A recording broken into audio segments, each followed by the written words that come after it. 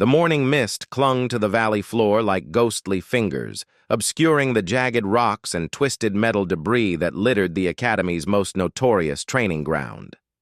Cadet Riley Morgan stood at the edge of the transport platform, her weathered canvas pack slung across one shoulder, watching as her fellow trainees emerged from the sleek shuttlecraft. The Zephyrians unfurled their crystalline wings with metallic chimes, their translucent bodies catching the pale sunlight filtering through the atmosphere processors overhead. The Corvin delegation moved as one unit, their chitinous armor plates clicking in perfect synchronization, sensor arrays sweeping methodically across the terrain.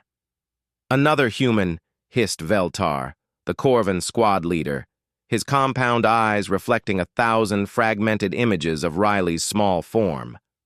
Command grows desperate if they're sending primitives to the Crucible. The Zephyrian flight commander Lisa L. let out a sound like wind through crystal chimes, their equivalent of laughter. "Look at her equipment, Veltar. Wooden handles on her tools. Fabric clothing. Does she plan to survive the week with sticks and stones?" Riley adjusted her grip on the simple wooden axe hanging from her belt, its handle worn smooth by countless hours of use back on Earth's frontier colonies. Around her, the other cadets were already deploying their sophisticated survival gear, plasma cutters that could slice through reinforced titanium, atmospheric processors that could create breathable environments in toxic conditions, and shelter pods that could withstand Category 5 storms. The Zephyrians had brought gravitational field generators that could manipulate local weather patterns. The Corvins carried molecular assemblers capable of constructing temporary habitats from raw minerals. "Attention, cadets." The voice of Commander Talvin cut through the morning air like a blade. The Altarian instructor's 7-foot frame cast an imposing shadow as she strode across the platform, her silver-scaled skin gleaming with an inner light. Behind her, a holographic display materialized, showing topographical data of the surrounding region. "Welcome to Kepler 442c, affectionately known as the Crucible. This planet experiences weather patterns that would destroy most civilizations. In approximately 72 hours, the convergence storms will arrive. Atmospheric disturbances capable of generating winds exceeding 400 kilometers per hour, accompanied by electromagnetic pulses that will disable all but the most heavily shielded technology." Riley studied the holographic terrain map, noting the way the valley floor channeled winds from 3 different mountain passes. The debris field wasn't random. It was the remains of previous training exercises, settlements that hadn't survived the convergence storms. Her fingers traced the weathered handle of her axe as she calculated angles and load distributions in her head. "Your assignment is simple," Commander Talvin continued. "Construct a shelter capable of protecting your entire team through the storm.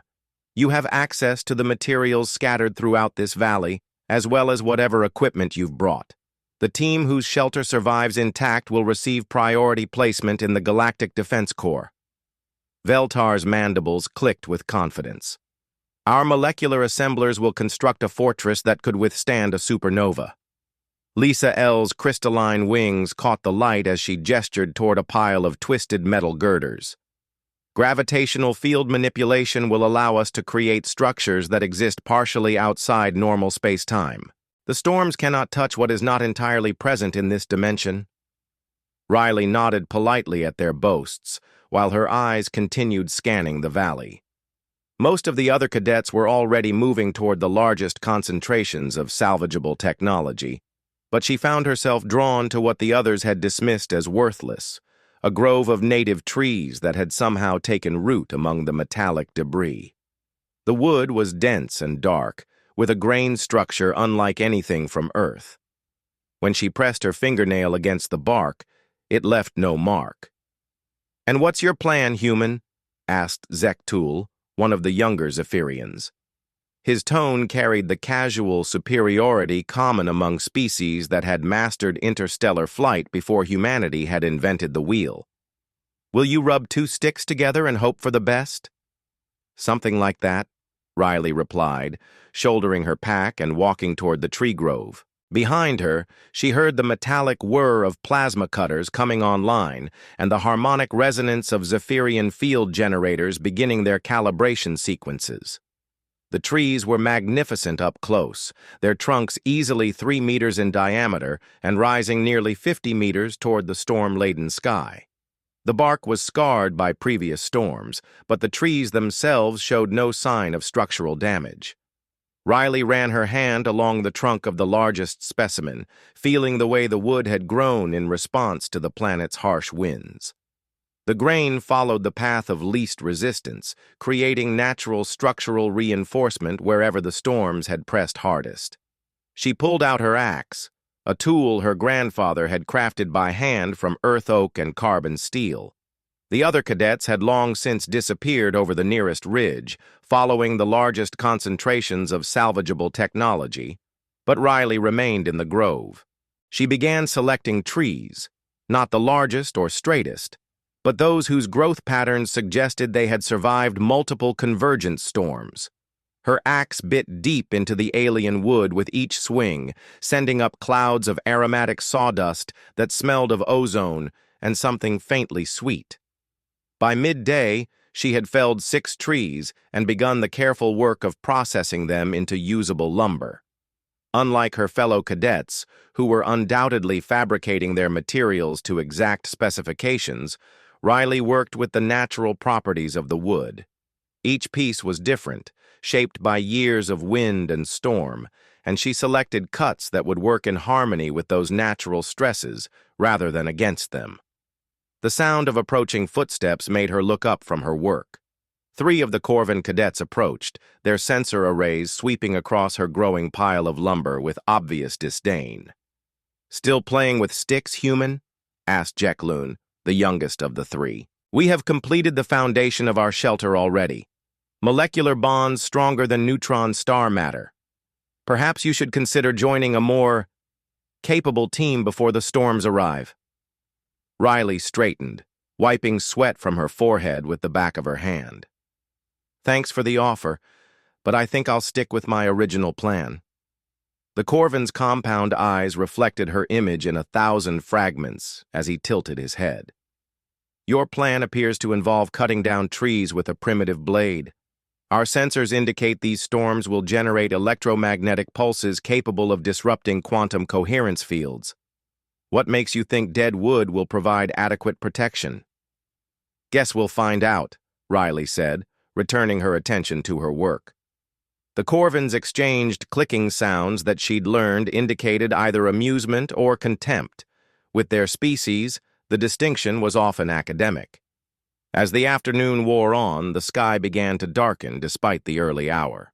The first weather bands were moving in ahead of the main storm system, bringing with them a pressure drop that made Riley's ears pop. She worked steadily, her movements economical and precise. Each cut was planned, each joint carefully considered.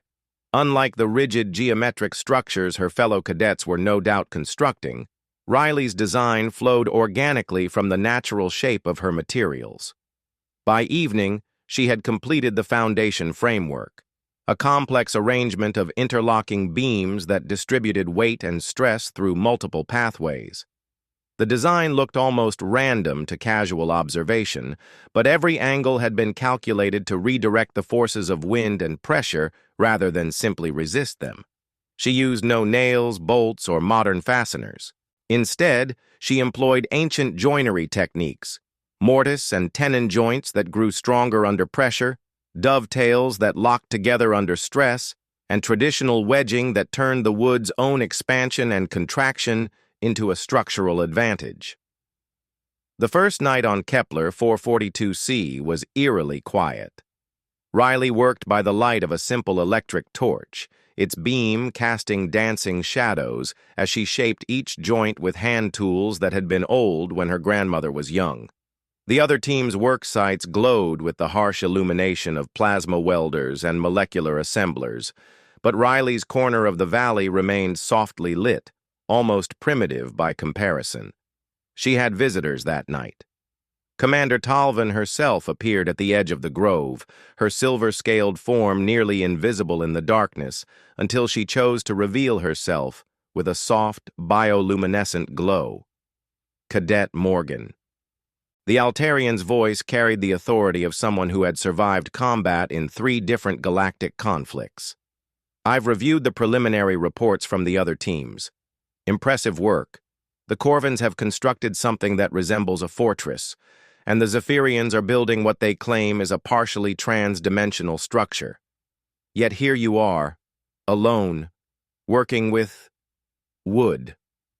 Riley looked up from the beam she was shaping, her hands never pausing in their work. Yes, ma'am. Care to explain your strategy? Wood has been protecting humans from storms for thousands of years, Commander. Sometimes the old ways work, because they've had time to be tested. Talvin's inner light pulsed slowly, the Altarian equivalent of thoughtful consideration. The convergent storms generate electromagnetic fields that can disrupt matter at the quantum level. Your traditional construction methods will provide no protection against that level of energy. Maybe not, Riley agreed, using her grandfather's draw knife to shape a curved support beam. But they also can't be disrupted by electromagnetic fields.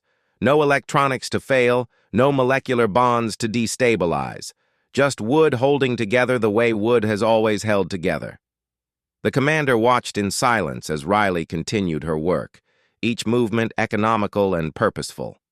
After nearly an hour, she spoke again.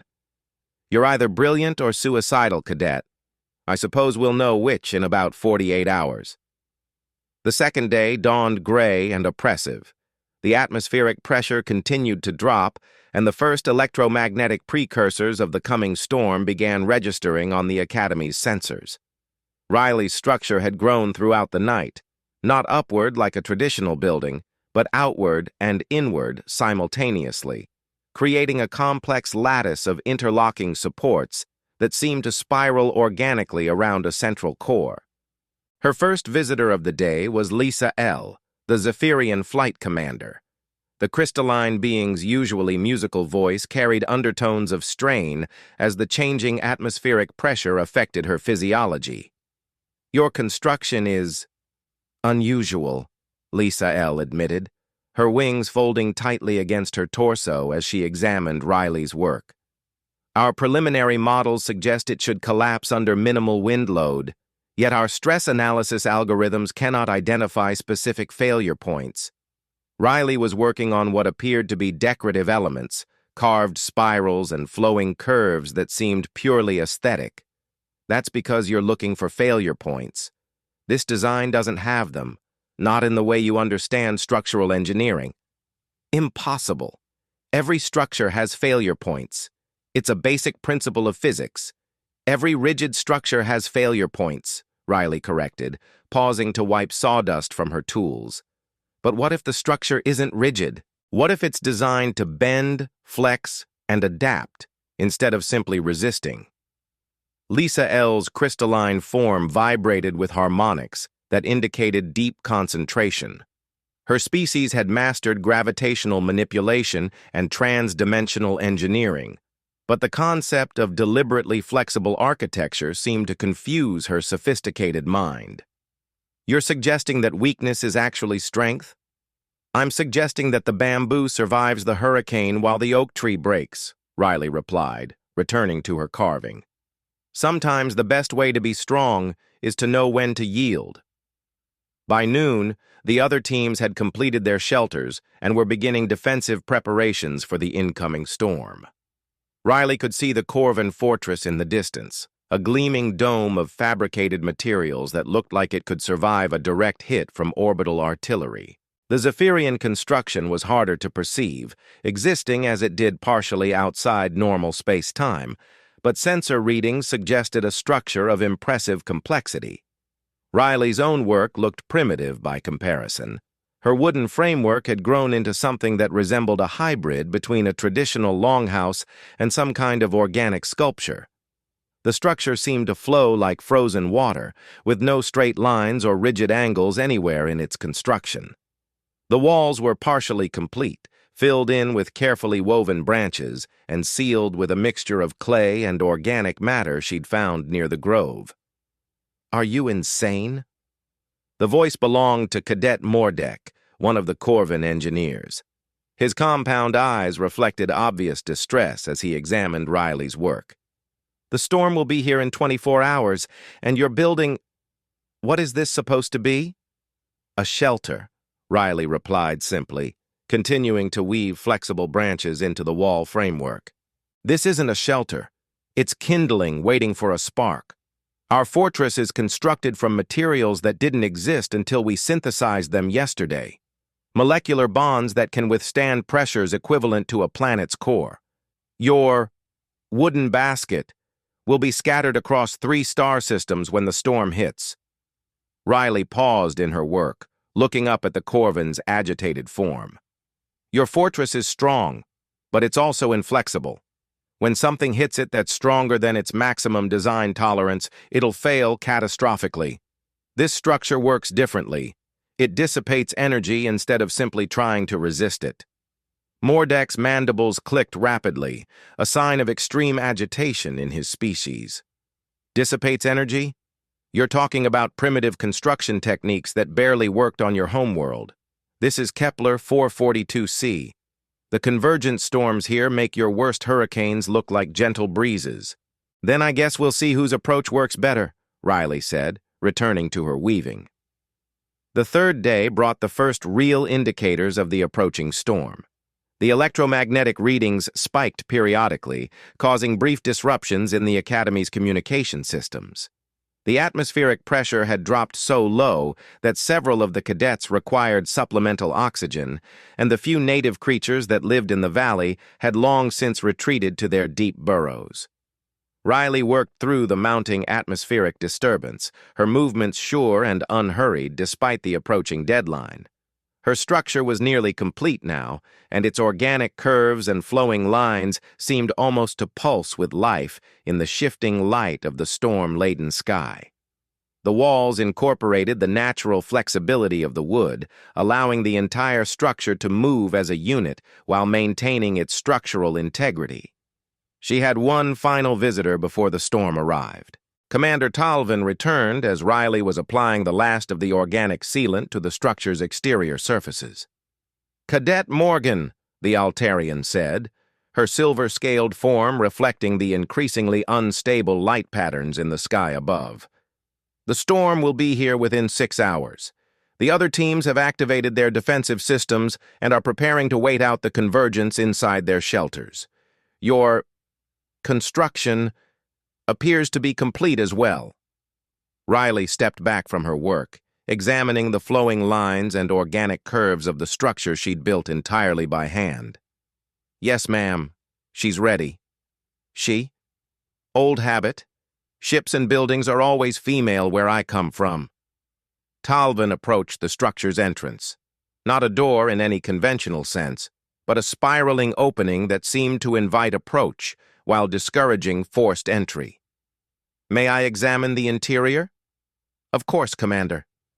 The inside of Riley's shelter was even more remarkable than its exterior. The space was larger than seemed possible from outside observations, created through clever use of curved walls and varying ceiling heights. Natural light filtered through carefully placed openings that could be sealed when necessary, and the air circulation system was entirely passive, relying on temperature differentials and natural convection to maintain breathable atmosphere.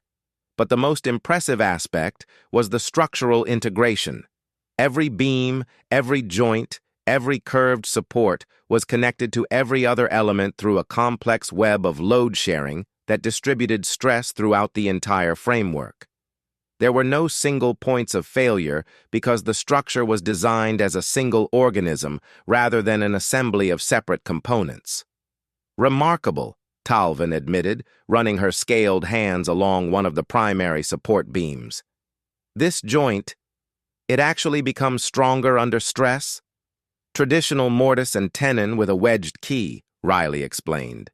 "The more force you apply, the tighter the connection becomes. And see how the grain runs through the joint?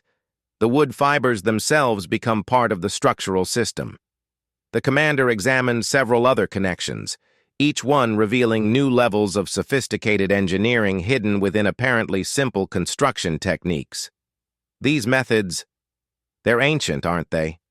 Some of them go back thousands of years on Earth. My great-grandfather learned them from his grandfather, who learned them from his grandfather.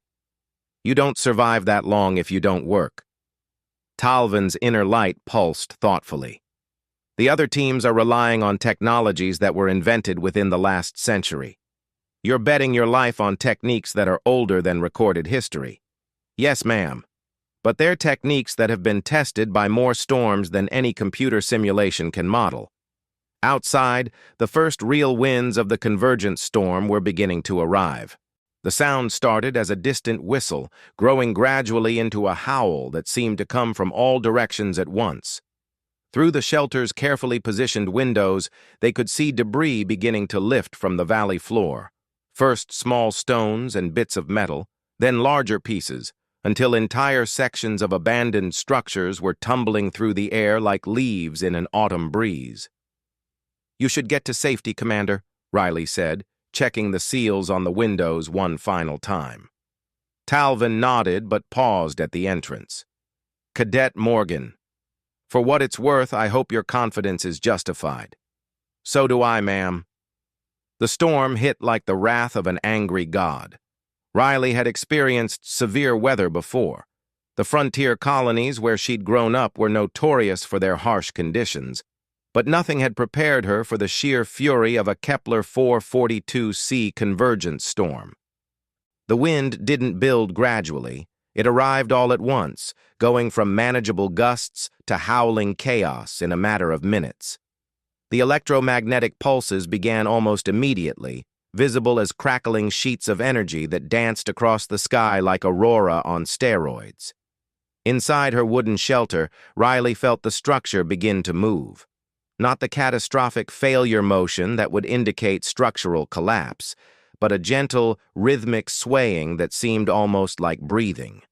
The entire framework flexed and bent with each gust of wind, dissipating the storm's energy through controlled movement, rather than trying to resist it with rigid strength. The sound was incredible, a constant roar that seemed to come from inside her bones rather than through her ears. Through the storm shutters, she could see debris flying past at velocities that would turn a pebble into a lethal projectile. Lightning struck constantly, not the brief flashes of a normal electrical storm, but sustained discharges that painted the world in stark, blue-white illumination. And through it all, her shelter held. The electromagnetic pulses that would have disabled any electronic systems washed harmlessly over the wooden structure. The winds that were tearing apart carefully engineered metal constructions simply caused Riley's building to dance, bending and swaying in a complex rhythm that seemed almost choreographed. When debris struck the walls, the organic construction absorbed the impact and distributed it throughout the framework, preventing any single point from bearing catastrophic stress. Hours passed. The storm reached its peak intensity around midnight, with wind speeds that the Academy's sensors recorded at over 500 kilometers per hour before the instruments themselves were destroyed. The electromagnetic activity was so intense that it created secondary weather phenomena, ball lightning that rolled across the valley floor like luminous tumbleweeds, and atmospheric ionization that turned the air itself into a conductor. Riley spent the worst of it sitting in the shelter's central chamber, listening to the storm's fury and feeling the building's response through the soles of her feet. Every few minutes, she would check the key structural points, ensuring that the joints were holding and the movement patterns remained within safe parameters. The structure's flexibility was its strength, but flexibility had limits, and she needed to be sure those limits weren't exceeded. Around 3 in the morning, she heard a new sound cutting through the storm's roar, a deep, resonant crack that seemed to come from the direction of the Corvin fortress. Through one of her storm shutters, she caught a glimpse of their dome-shaped structure. It was still intact, but she could see stress fractures beginning to appear in its fabricated walls. The rigid construction that had seemed so invincible was beginning to fail under the relentless pressure of forces it had been designed to resist rather than accommodate. The Zephyrian trans-dimensional shelter was harder to assess, existing as it did partially outside normal space-time. But the electromagnetic readings she could see through her instruments suggested that their gravitational field generators were being overwhelmed by the storm's energy patterns. Whatever advantage their advanced technology had provided was being systematically negated by natural forces that operated on principles older than civilization itself. Dawn came gray and violent. The storm was beginning to ease, but slowly, reluctantly, like a predator being forced to abandon its prey. Riley opened her storm shutters for the first time in 12 hours and looked out at a landscape that had been completely transformed. The valley floor was scoured clean, swept free of debris by winds that had treated massive metal girders like dry leaves. In the distance, she could see the remains of several structures, twisted wreckage that bore no resemblance to the sophisticated shelters that had been constructed over the past 3 days. The Corvin fortress was gone. Not damaged, not partially collapsed, but completely absent, as if it had never existed. The molecular bonds that had been stronger than neutron star matter had apparently reached their failure threshold sometime during the night, and when they failed, they had done so catastrophically, leaving nothing behind but a crater in the valley floor. The Zephyrian shelter was elsewhere. Riley could detect trace readings that suggested it still existed, but apparently in a dimension that was no longer accessible from normal spacetime. Whether this represented a successful survival strategy or a catastrophic displacement error would probably require several teams of theoretical physicists to determine. Her own shelter stood exactly where she had built it, swaying gently in the diminishing wind like a tree in a spring breeze. The walls showed impact damage from flying debris, and several of the exterior decorative elements had been stripped away, but the structural integrity was completely intact. As the storm's electromagnetic effects faded, she could see that even her simple electrical systems were still functional, protected not by sophisticated shielding, but by the simple fact that wood didn't conduct the kind of energy that had destroyed more advanced technologies.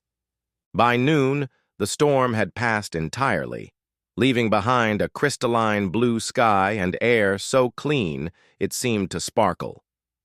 Riley emerged from her shelter to find Commander Talvin waiting outside, along with a small group of Academy instructors and several very subdued cadets who had apparently been extracted from the wreckage of less successful constructions.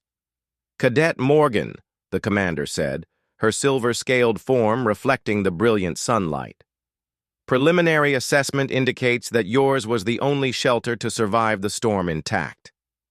Riley looked around the scoured valley, noting the absence of structures that had seemed so impressive just 24 hours earlier. "The storm was pretty intense, ma'am." Indeed it was. Talvin approached the wooden shelter, running her hands along walls that still showed the scars of the previous night's battle. "I've spent the morning reviewing sensor data from the storm.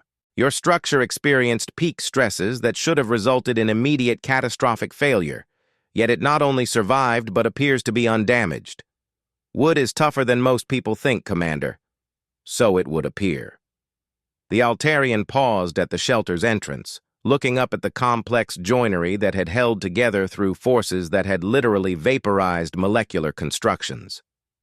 "Tell me, Cadet Morgan, how did you know it would work?" Riley considered the question seriously. "I didn't know, ma'am, not for certain. But my great-grandfather used to say that if you want to understand how to survive a storm, you should ask the trees. They've been doing it a lot longer than we have." Veltar, the Corvin squad leader, approached with obvious reluctance. His compound eyes reflected 1,000 images of the human who had succeeded where his advanced technology had failed. "Your construction methods. They are not taught in any engineering curriculum I am familiar with." "No, they're not," Riley agreed. "They're taught by grandfathers to grandsons, by mothers to daughters, by one generation to the next. They're not learned from books or computers. They're learned by doing, by failing, by trying again until you get it right." Lisa L. materialized near the group, her crystalline form showing stress fractures from her ordeal in the trans-dimensional shelter. "We underestimated you," she admitted, her voice carrying harmonics of respect that had been notably absent 3 days earlier. "We assumed that advanced technology was superior to primitive methods in all circumstances." "Technology is a tool," Riley said, shouldering her simple pack and preparing to return to the Academy transport. "But tools are only as good as the knowledge behind them. Sometimes old knowledge is better than new tools." As the group prepared to leave the valley, Riley took one last look at her shelter. It would remain here after they departed, a wooden monument to the enduring power of human ingenuity and traditional wisdom. Future classes of cadets would no doubt study it, trying to understand how something so apparently primitive had succeeded where advanced technology had failed. But Riley suspected that the real lesson wouldn't be found in the structure itself. It would be found in the understanding that strength didn't always come from resistance, that flexibility could be more powerful than rigidity, and that sometimes the oldest solutions were the best solutions because they had been tested by time and storm and the accumulated wisdom of countless generations. The transport lifted off, carrying the surviving cadets back to the academy. Below them, the wooden shelter swayed gently in the afternoon breeze, its organic curves and flowing lines looking more like a living thing than a manufactured structure. And perhaps in some fundamental way, that was exactly what it was. Not a building constructed by human hands, but a testament to the ancient partnership between humanity and the natural world that had allowed both to survive in a universe that was often hostile to life itself. In the weeks that followed, Riley's success became something of a legend at the academy. The other species cadets approached her with a new respect, eager to understand the principles behind her construction methods.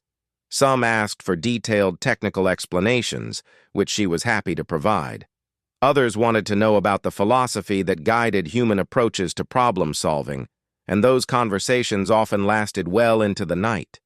But the question she was asked most frequently was also the simplest. How had she known it would work? And her answer was always the same. She hadn't known. Not with certainty. But she had trusted in the accumulated wisdom of generations who had faced similar challenges and found ways to survive them. She had listened to the lessons taught by trees that had weathered countless storms, and she had built accordingly. In the end, that might have been the most important lesson of all. Not that old methods were superior to new ones, but that wisdom came in many forms, and the key to survival often lay not in having the most advanced tools, but in understanding which tool was right for the job at hand. Sometimes that tool was a molecular assembler or a gravitational field generator, and sometimes it was an axe with a wooden handle and the knowledge of how to use it.